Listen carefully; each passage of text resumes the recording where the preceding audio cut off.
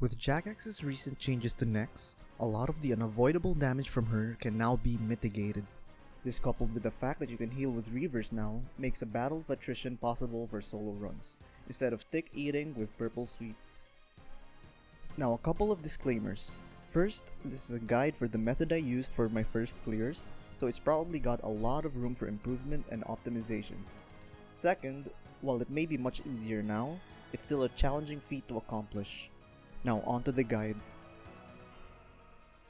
Here's the setup I used. I used the Onyx bolts whenever I need to DPS a mage or a reaver and could benefit more from the extra heal and or having the Ellie on compared to the T-bow. And the T-bow is for the minions. Make sure to turn your echo boots off as they don't affect Nex. For the first phase, her melee attacks always come in sets of 3, no more, no less. When she does her third melee attack, she is much more likely to mage you after. However, if she melees you a fourth time, this means it's another set of 3 and you can expect 2 more melees for sure. Always 3 melees, no more, no less, provided you're in melee range. After a mage attack, she seems more likely to go back to melee but has a chance to mage you a few more times. Make sure to counter attacks and swap to range when she hits you with another cough. Hit 2 specs in total and hit the altar right after she does her second dash, after the second spec. If she hits you with too much damage before you can alter when I mentioned, just teleport out before she can kill you. From my experience, this happens around maybe 10% of the time or so, including my runs where I missed some prayer flicks. When she phases, use this style to maximize the time Nex has to take to reach you from the middle to attack you. Fumus is weak to stab, so fanging him with Blood Fury, Ellie and Piety Flicks should get you by, unless Nex rolls successful high hits a lot, which in this setup is very highly unlikely. Alternatively, you can walk under Nex whenever you can to minimize her DPS against you. From my runs, this isn't really a strict necessity for P1 minion, but it does help. For P2, it's not that much different from duo ranged P2. Switch your attacks to minimize the damage. Worth noting, Redemption is worth getting off here if you can, as it heals 24 per proc at 99 HP. Of course, try to do it when your prayer points are low and respawn your thrall before Redemption procs if you can. When she phases, it becomes a little different from duos, because you have to do both umbra tanking and resetting Nex. Nex's ranged attack damage is calculated the tick right before it hits you. This is the tick you need to have the ranged prey up.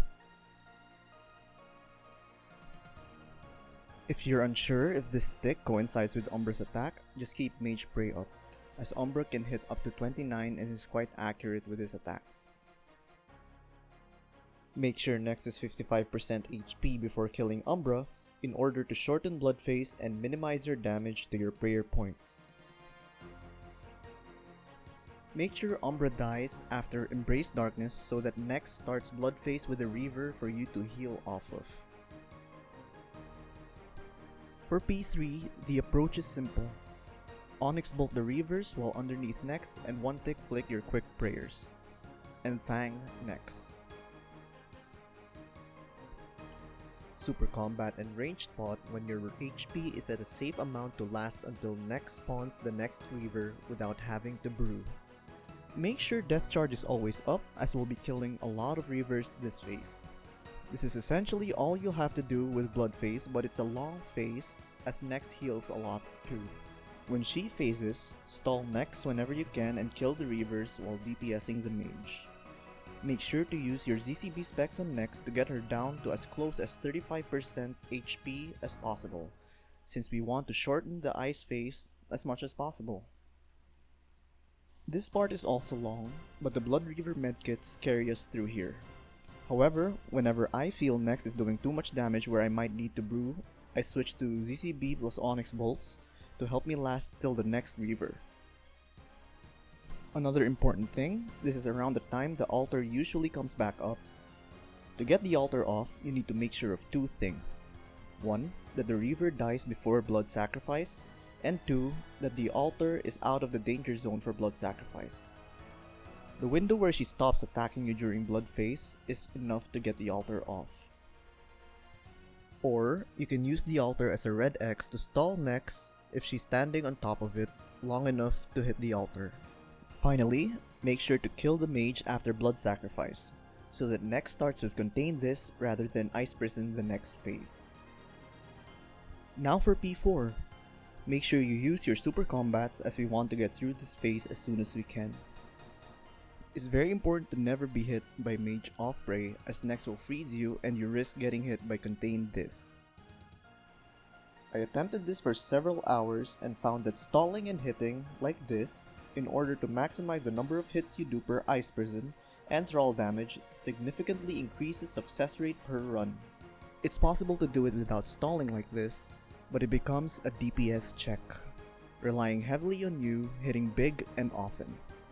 To give you a better idea of how bad it is, I did it for 3 8-hour runs total and only got 5 completions. The fourth 8-hour run, where I incorporated stalling her ice prison, I was able to get 7 completions, with plenty of mistakes as I'm still trying to get better at it. When she does hit you with ice prison, prioritize praying ranged at all costs and only flick your prayers if you're absolutely sure you'll get the range pray up the tick ice prison hits. When she phases, it's extra important to stall Nex and delay ice prison as much as you can while you're DPSing the mage.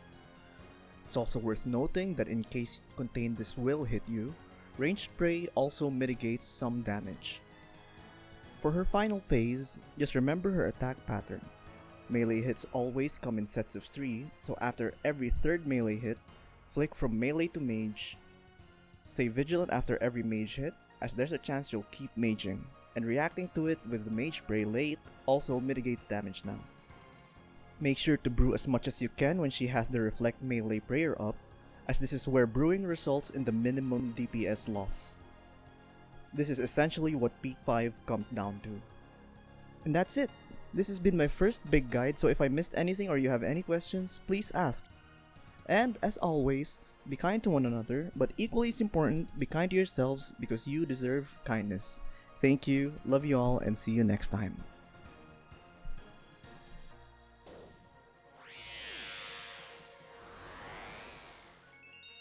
Please.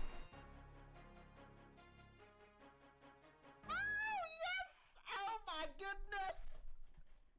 It's all mine! Oh my god, I don't even need to split it!